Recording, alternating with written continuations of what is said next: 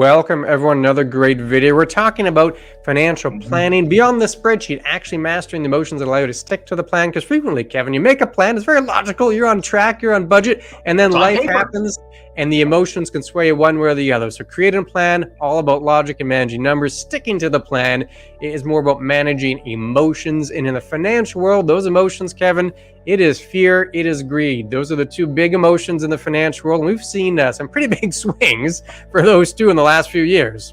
Yeah, I mean, it's that those are the two biggest factors driving everything. The market is all driven by that. I mean, you can sit there and say it's all numbers, this and that, but it's the fear, it's the greed that people have. And I mean, we've seen it. We've gone through 2000, 2008. You've been through the pandemic in 2020. I mean, we've had big swings up and down. I mean, in short periods and in over long periods. And that's a big factor for driving things. And it does really take you off what you've got written on your plan, possibly. That's the biggest factor. You could have a plan set out, and if these are the numbers you got to go, and this is what you're setting your goal for, that's fine. But if all of a sudden the pandemic hits, everything seems to get thrown out the window because you're not following that plan anymore. You're just worried about the fear that the world's coming to an end, and I've got to get out of this, or I got to get out of that, or maybe I should do something different. And how am I going to spend money I'm not going to have anymore? And trying to curb those emotions is always the hardest part to sticking with and maintaining what you've got going forward. Yeah, and we've seen lots. I mean, the fear.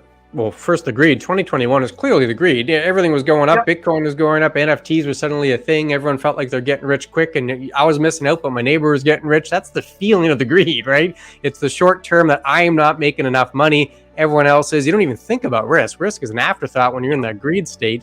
And then the fear is the exact opposite, right? That's like 2022. Everything is going down. It feels like it's never going to end. And we got to immediately switch to something very, very safe and kind of wait out the storm. I always say that because the storm will be over before you get back in, usually. But that feeling, it's that short-term feeling that everyone goes through. That's kind of the takeaway here. It's natural. Everyone feels it to a certain level, and it can sway you from that long-term plan, those short-term emotions. This is a phenomenal quote by Warren Buffett. On the greed side of that topic, this is from a 2018 CNBC interview. Warren Buffett, I'll read it out here. People start being interested in something because it's going up. Not that they understand it or anything else, it's just going up. But the guy next door, who they know is dumber than they are, Kevin, that guy's getting rich and they aren't, and their spouse is saying, can't you figure it out too? It's so contagious. That's a phenomenal quote by Warren Buffett. I think both the fear and the greed are very contagious, and we all know a friend or someone we think is doing better than they actually are, and it kind of influences what we do. Yeah, and I mean, you mentioned it even with an example, the NFT scenario. I mean, you go back to it, that was the biggest thing. I've got to buy one of these. Oh, my neighbor's got one, I got to get one of these too. It's going to be huge. It's going to, and 90% of those things nowadays are worthless. They have no value whatsoever. But because you got caught up in the sweep, and I was going to miss out on this because the neighbor next door was buying it, I had to get somewhere else, and that's the biggest factor going forward. You're right. The greed market does that. It's the same on the opposite side. I don't care whether it's a solid company. It's down 15%. Sell it now. The bank is never, ever going to come back. I got to get rid of it. No, I mean, reality being what it is, you've got to try and take those emotions away. And that's probably the hardest part of any financial plan, is deviating what your emotions are from what the physical paper says and what the numbers really are.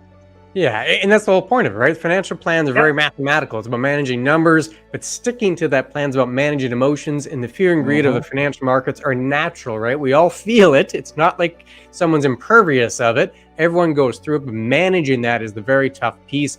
Michael Batnick from Ritholtz Wealth Management, I forgot the name there for a second.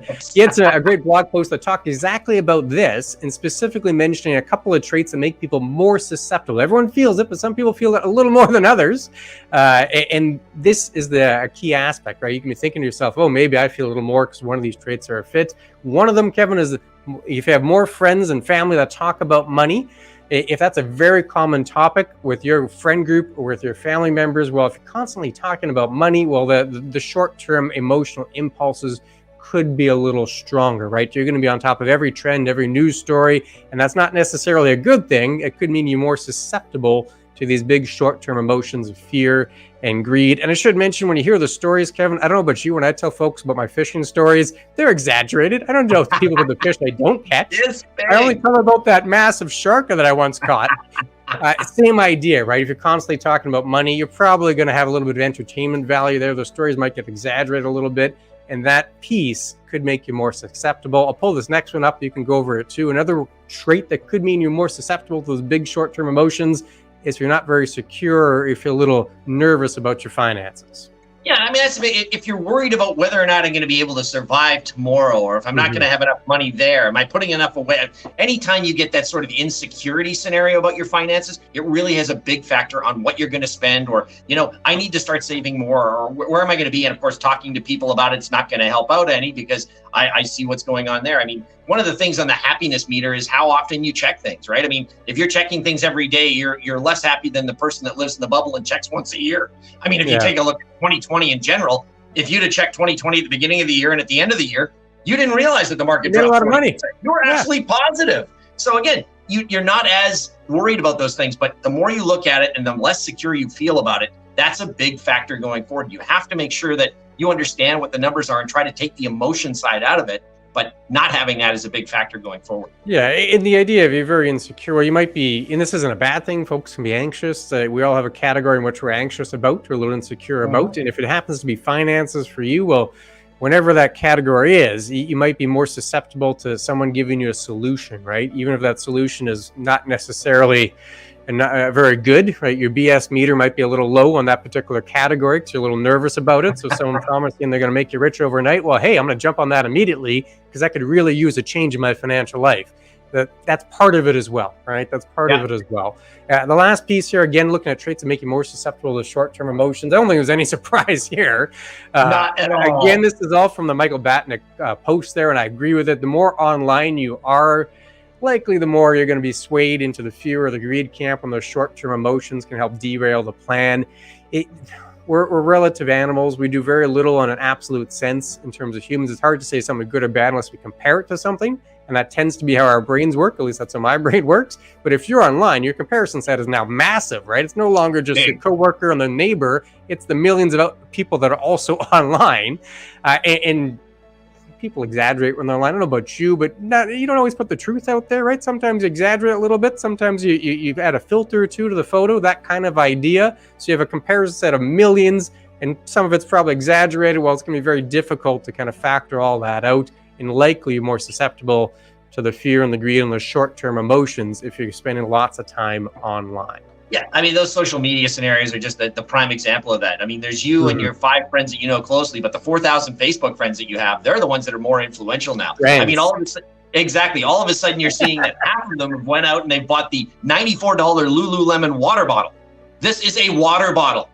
And of course, well, I need to have one. And if you don't have one, of course, well, now I've got more anxiety. There's more fear. I know my financial plan doesn't allow me to have a $94 water bottle, but I've got to go and get it. So all of a sudden that emotion is because, well, all my friends have it. But you're right. More online you are, the more unsecure you tend to be, whether it's positive or negative, either side, just showing what's out there. And I think that's a huge factor for influencing what you really should not be doing when you look at your financial planning. Yeah, a little bit of data to back this up. It's from Everyday Wealth in America, the 2023 report, which is done by Edelman Financial Engines. They talked to 2,000 Americans over the age of 30. They did this a few months back. Some of the takeaways, at least for me, Kevin, and this just backs up what we just mentioned, 27% of the participants said they feel less satisfied about their money because they're on social media. So they're online and they're feeling less happy about the kind of finances they have.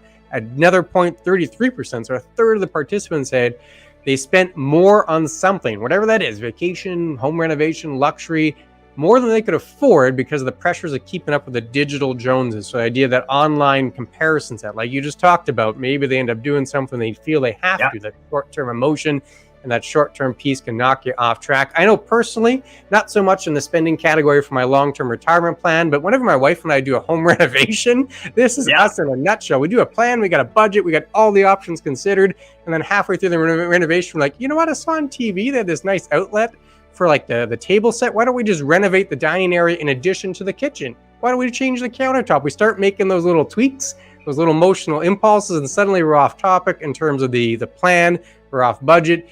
It happens to everyone. That's the whole concept here. It's the idea of trying to be aware of that and trying to manage those emotions so you can maintain that long-term plan.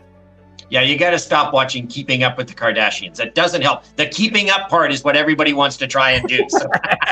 If you have more questions on this, please go to chatwithclintonandkevin.com. We're more than happy to answer any questions on this or any of the other financial matters that you have. Also, we are the ones that are going to be answering this. It's not sent through to somebody else. We are the ones that are going to be responding to you immediately with it, and we can hopefully help out with what your needs are. Yeah, was we talked about kind of the issue, right? We got to give people a couple of tips, a bit of a solution. So the main driving theme here is everyone feels those short-term emotions, the fear, the greed, the short-term impulses to make a change, and creating the financial plan all about numbers, all about managing the logic and the numbers, but sticking to it is very much about managing the emotions. So how do you do that? I think the first piece there, Kevin, is you got to be aware of it. You got to be, see, okay, this is natural. I'm going to go through it. No one's impervious to it. We give a couple of traits that might make you more susceptible, but everyone is going to feel this at some time, either the need to chase to get a bigger return or the idea that they're going to be a little afraid in a bad market. Very natural. So just being aware of it is also helpful. And then the two tips, the first one here, Kevin, I think you need to revisit your financial plan, right? Refresh those goals, kind of put them front of mind, realign. Okay, that's what I'm actually aiming for. Retirement in 5 years, or I'm retired and I want to continue to spend a certain level for the next 20 years. It helps kind of put that short-term impulse in perspective. So if you just make the plan, it sits on the shelf, you don't talk about it ever again, not very helpful. If you revisit it every now and then, you could realign with those goals, helps curb some of those ideas. And then in addition, I think a second tip for someone, not for everyone, but taking a little bit of the money, a small piece, and having like a release valve could also be helpful.